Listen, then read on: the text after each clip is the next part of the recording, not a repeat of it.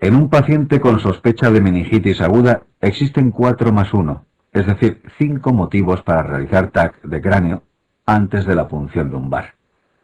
Las 4 primeras indicaciones están en relación con situaciones que hacen sospechar la presencia de un proceso expansivo en el sistema nervioso central.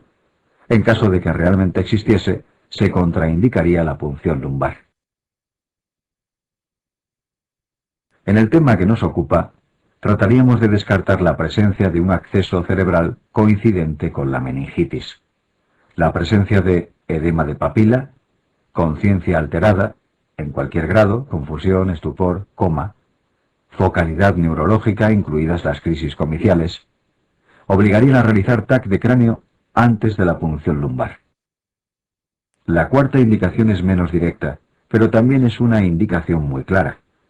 Si el paciente, además de fiebre y rigidez de nuca, tuviese otitis o sinusitis, también sería preciso realizar TAC, ya que una otitis o una sinusitis se pueden complicar no solo con meningitis, también con acceso cerebral, cuya presencia contraindicaría la punción lumbar. La quinta indicación sería sospecha de meningitis aguda en un paciente inmunodeprimido. En el paciente inmunodeprimido, numerosos agentes de meningitis se pueden complicar con accesos cerebrales. El esquema rápido de fiebre y rigidez de nuca, realizar punción lumbar y, si confirmamos una meningitis bacteriana, iniciar tratamiento antes de 30 minutos, sufriría un retraso inaceptable si el paciente precisa TAC de cráneo antes de la punción lumbar. En esta conflictiva situación, el esquema más seguro para el paciente y para contestar las preguntas MIR sería: posible meningitis aguda con necesidad de TAC. Administrar la primera dosis de antibiótico de forma inmediata. Y después, solicitar el TAC de cráneo. Tras recibir el TAC, si no existe contraindicación, realizar la punción lumbar. Las características del líquido cefalorraquídeo no habrán variado a las 3 o 4 horas de administrar la primera dosis de antibiótico, por lo que podremos conocer con seguridad el tipo de meningitis, y con este esquema de comportamiento, el paciente habrá sido tratado de forma eficaz y urgente en caso de que finalmente se trate de una meningitis purulenta. Como consecuencia de la urgencia terapéutica, en numerosas ocasiones el tratamiento de una meningitis bacteriana se inicia de una forma empírica y así es preguntado en el examen MIR. El tratamiento empírico se basa en los gérmenes más probables, y estos gérmenes varían con las condiciones del paciente. Las próximas imágenes repasan las etiologías más probables por grupos de pacientes y su tratamiento empírico más adecuado.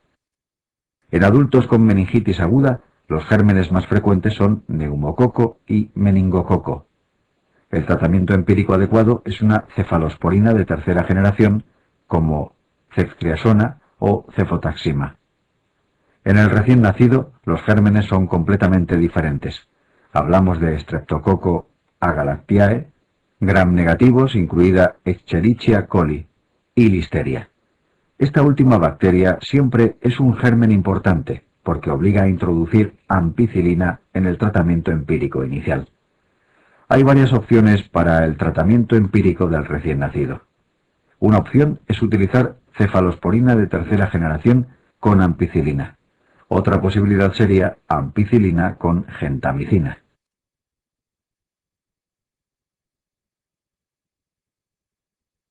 Si el paciente puede tener discreta inmunodepresión celular, los ejemplos más habituales son ancianos, alcohólicos, diabéticos, embarazadas. Además de los gérmenes habituales del adulto, podríamos encontrar gram negativos y listeria. Nuevamente, la listeria es un germen limitante en el tratamiento. En estas situaciones, el tratamiento empírico más adecuado sería asociar cefalosporina de tercera generación con ampicilina para cubrir listeria. Si el paciente tuviese inmunodepresión celular franca, por ejemplo, toma esteroides, ciclosporina, citotóxicos, tiene un linfoma Hodgkin, además de los gérmenes descritos en el apartado anterior, aquellos pacientes también estaban inmunodeprimidos, comienzan a aparecer pseudomomas que, sin ser la etiología más frecuente, estarían implicadas en suficiente número de casos para que fuese recomendable cubrirlas en el esquema terapéutico inicial. En consecuencia, para estos pacientes se recomienda sustituir la cefalosporina por otra con actividad anti-pseudomonas. Una combinación habitual en esta situación es cefepima con ampicilina.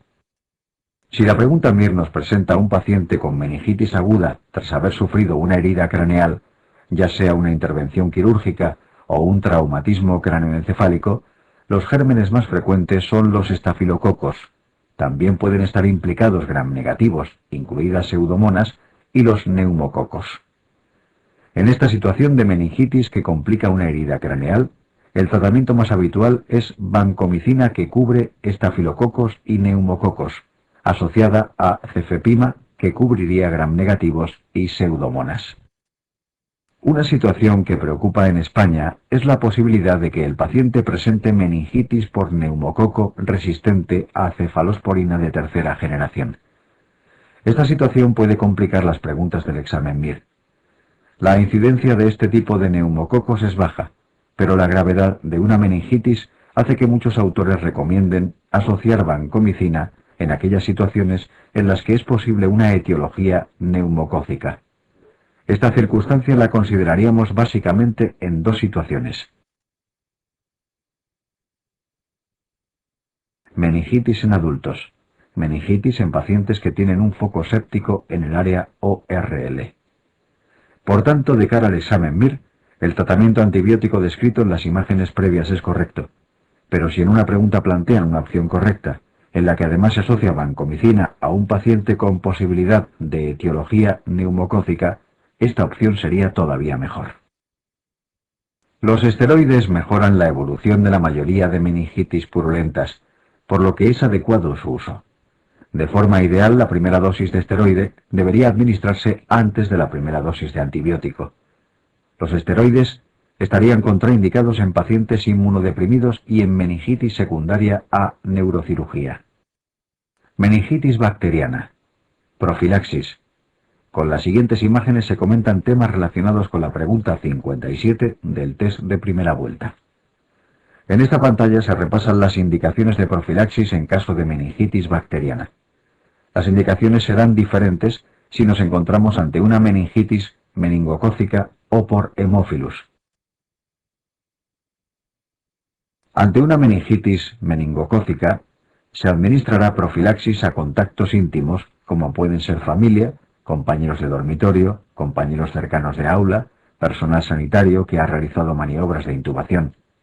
Si el caso índice se presenta en la escuela, se diferencian varias situaciones. En caso de dos pacientes en una misma clase, la profilaxis se realizaría a toda la clase, incluidos los profesores. Mientras que si nos indican que hubo 3 o más casos en 2 clases, la profilaxis se realizaría en todo el colegio.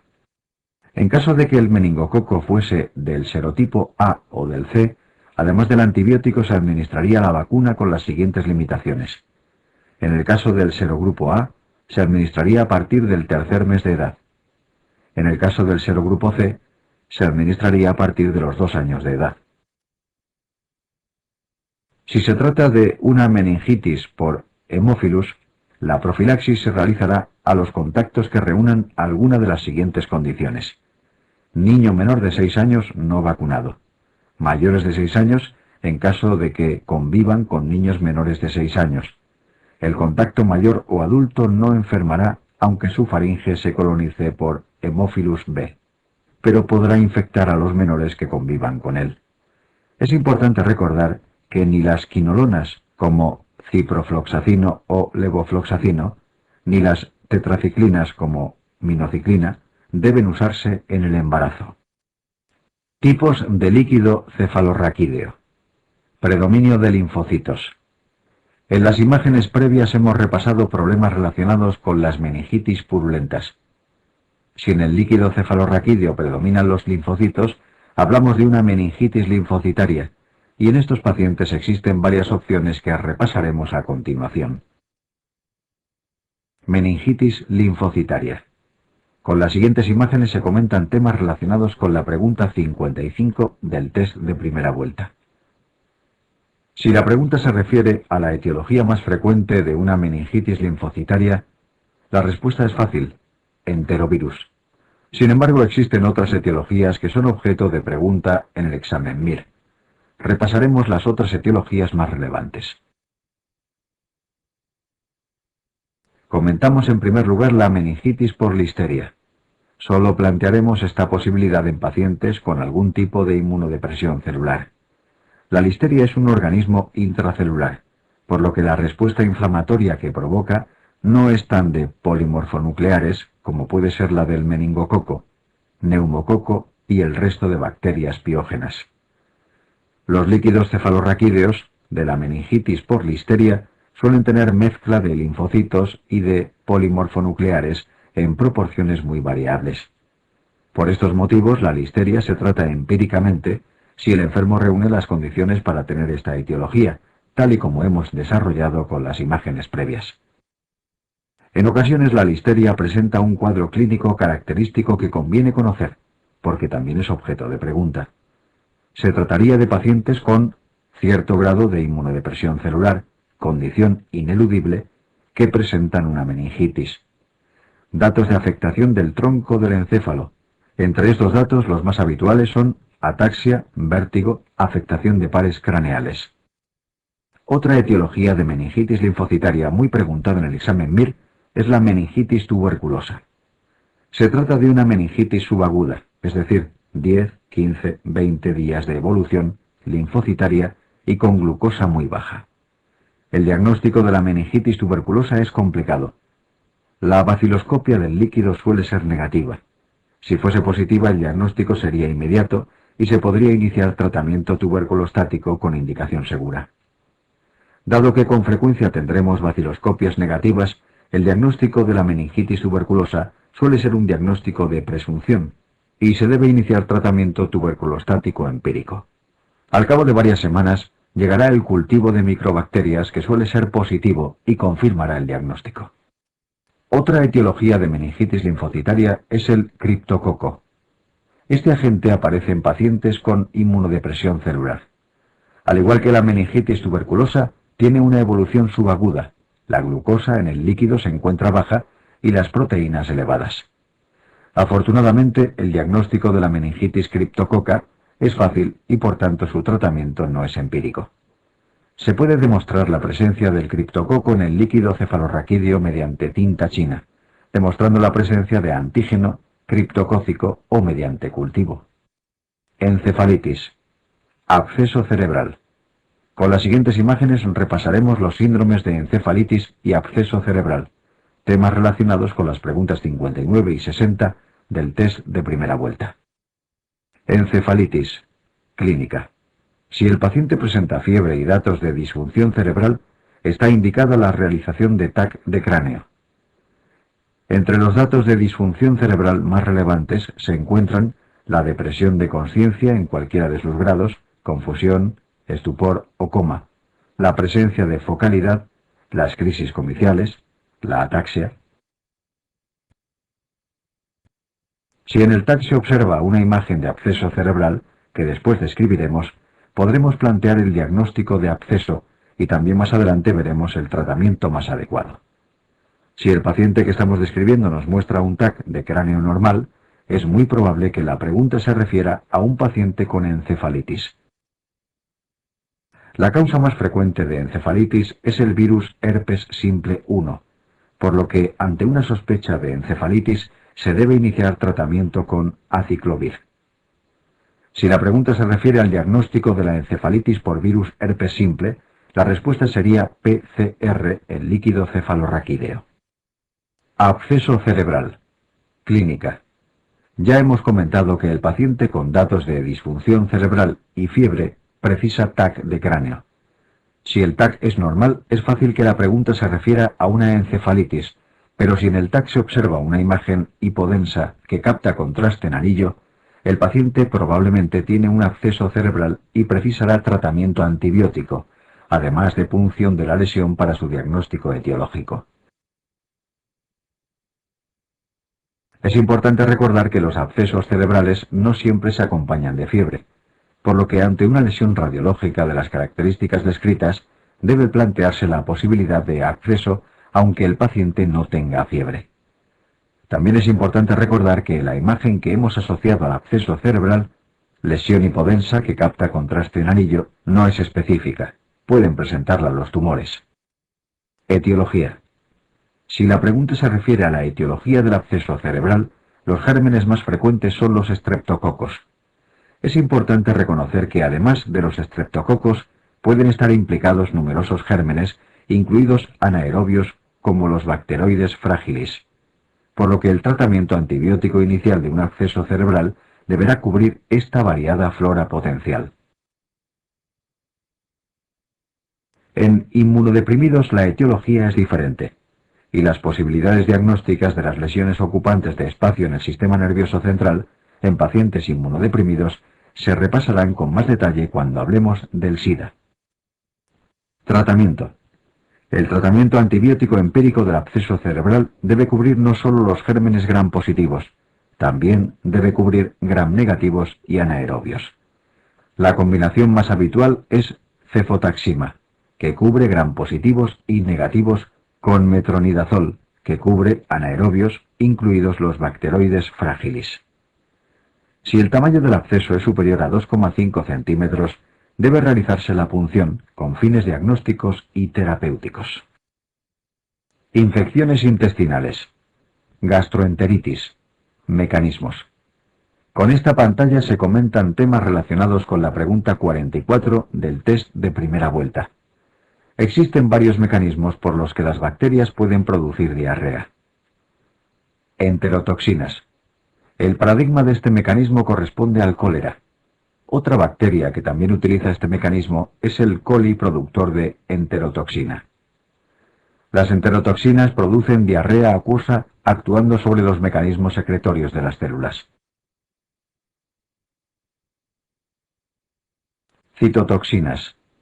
Entre los patógenos que producen citotoxinas están Shigella, Campylobacter, Vibrio parahaemolyticus, Clostridium difficile y Escherichia coli enterohemorrágico. Causan destrucción de las células de la mucosa y provocan diarrea inflamatoria.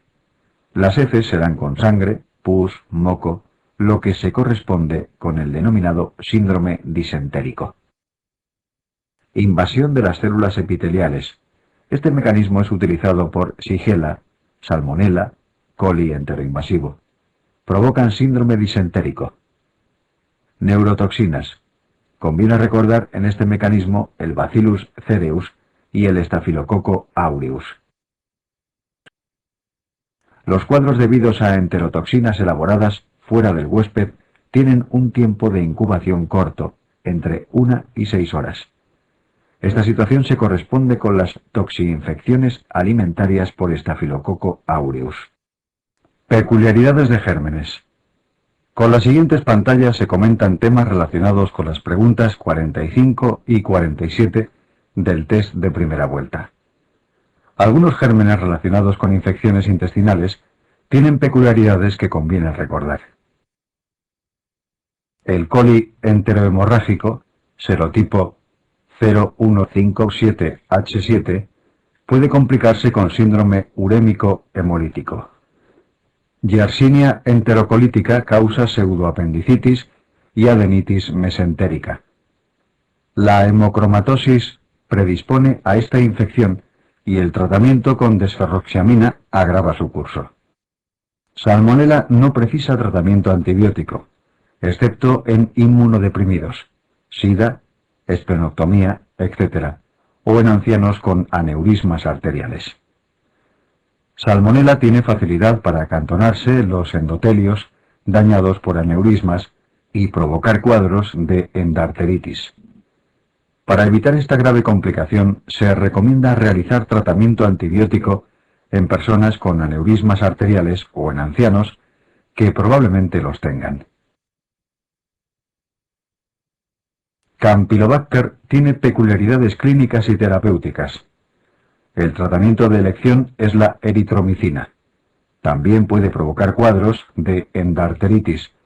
Es responsable de aproximadamente la tercera parte de síndromes de Guillain-Barré. Clostridium difficile causa diarrea en pacientes que se encuentran en tratamiento antibiótico. El diagnóstico se realiza por detección de toxina en heces. El tratamiento de elección es metronidazol, pero en caso de mala respuesta se puede utilizar vancomicina oral. Los rotavirus son la causa más frecuente de diarrea en niños. Los virus Norwalk son la causa no bacteriana más frecuente de brotes alimentarios. Diarrea aguda. Tratamiento empírico. Con esta imagen se comentan temas relacionados con la pregunta 46 del test de primera vuelta. En espera del coprocultivo, que definitivamente nos indicará si existe un germen que precisa de tratamiento antibiótico. Algunas características del paciente o la diarrea aconsejan iniciar tratamiento empírico, porque en muchas ocasiones estos hallazgos se asocian a gérmenes que finalmente requerirán tratamiento antibiótico. Las diarreas agudas se deben tratar empíricamente en base a 3 grupos de criterio. 1. Características del paciente. 2. Características de la diarrea. 3. Grado de afectación. Se tratarán empíricamente con antibiótico las gastroenteritis en pacientes con enfermedad debilitante, como diabetes, cirrosis, insuficiencia renal, etc. Inmunodeprimidos, edades extremas como ancianos o menores de 2 años, en pacientes con aneurisma de aorta abdominal. También precisan antibióticos de forma empírica los pacientes que presentan síndrome disentérico o deposiciones elevadas. Se considera que por encima de 6 u 8 deposiciones al día debería indicarse tratamiento antibiótico. Si el paciente presenta datos de afectación por la infección, como puede ser fiebre mayor de 38 grados centígrados, leucocitosis con desviación izquierda, hipotensión, deshidratación, también se recomienda tratamiento antibiótico empírico, que se modificará o suspenderá cuando llegue el coprocultivo. El tratamiento empírico se realiza habitualmente con quinolonas, por ejemplo, ciprofloxacino. Como alternativa se puede considerar cotrimoxazol. Es importante recordar que las quinolonas están contraindicadas en el embarazo. Anaerobios. Con las siguientes pantallas se comentan temas relacionados con la pregunta 48 del test de primera vuelta. En los abscesos abdominales es obligado tratar gram negativos y anaerobios. Es importante recordar que dentro de los anaerobios se deben incluir los bacteroides fragilis, que son anaerobios habituales en el intestino.